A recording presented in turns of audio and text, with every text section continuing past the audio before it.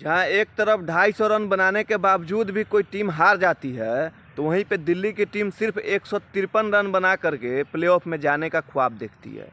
भाई साहब, Philip salt को उसी दिल्ली ने पिछले सीज़न रिलीज कर दिया था, जबकि अच्छी खासी बल्लेबाजी की थी दिल्ली के लिए। उन्होंने ताबड़तोड़ मैच भी जिताए थे पिछले सीज़न में, लेकिन दिल्ली की टीम ने इस बार फिलिप सॉल्ट को रिलीज कर दिया था।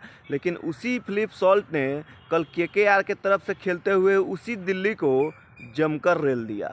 भाई साहब, क्या कमाल की बल्लेबाजी की फिलिप सॉल्ट ने। नमक रगड़ रगड़ करके कल दिल्ली के गेंदबाजों को धोया, और पावर प्ले के अंदर जिस तरीके से शुरुआत दिलाई, ये कमाल थी। 23 गेंदों में बंदा अर्धशतक ठोक देता है।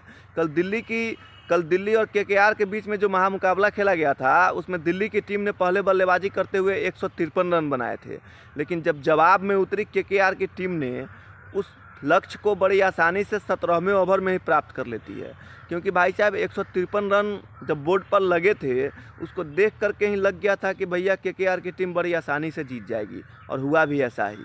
केकेआर ने अपने जीत के साथ पॉइंट्स टेबल के दूसरे स्थान पर विराजमान हो चुकी है, और प्ले ऑफ में जाने का जो उम्मीद है उनका लगभग कन्फर्म हो चुका है। क्योंकि राजस्थान और केकेआर दो पहले ऐसी टीम बनी है जो प्ले ऑफ के लिए ऑलमोस्ट क्वालिफाई कर चुकी है।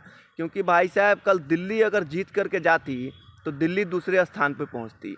दिल्ली का बचा हुआ 3 मुकाबला है, अगर तीनों के 3 मुकाबले शायद अगर अच्छा रन रेट के साथ अगर दिल्ली जीतती है, तब जा कर के उनको प्लेऑफ में जाने का मौका मिलेगा, वरना tata bye bye goodbye thank you कर दिया जाएगा। कल दिल्ली के पास बहुत बड़ा मौका था केकेआर को उसके घर में हरा करके प्लेऑफ में अपनी दावेदारी पेश करने का, लेकिन ऐसा कर नहीं पाते हैं, और ऋषभ पंत एंड कंपनी की जो टीम है वो पूरी की पूरी फ्लॉप साबित हो जाती है।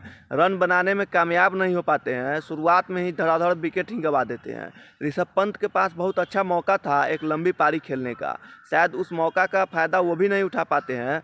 जैसे तैसे वो तो कुलदीप यादव का भला हो कि गेंदबाज रहते हुए लास्ट में उन्होंने कुछ रन बना दिए, वरना दिल्ली का स्कोर 120 तक भी नहीं पहुंच पाता। कुलदीप यादव की वजह से दिल्ली 153 रनों तक तो पहुंच गई, लेकिन शायद यह जीत के लिए बहुत खास कुछ नहीं था।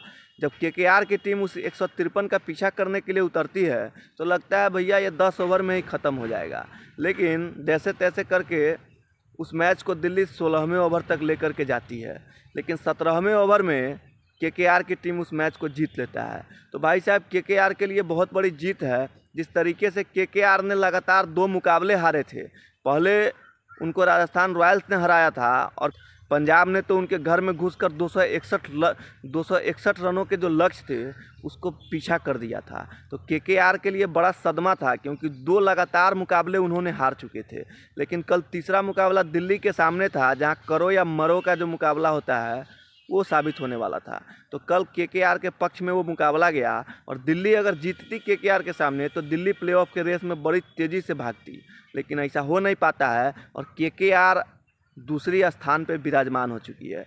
तो भाई साहब, केकेआर के लिए फिलिप सॉल्ट और सुनील नारायण का चलना बड़ा अद्भुत है। जब से ये दोनों बल्लेबाज फॉर्म में आए हैं, इसी का देन है कि शायद केकेआर आज दूसरे नंबर पर विराजमान है।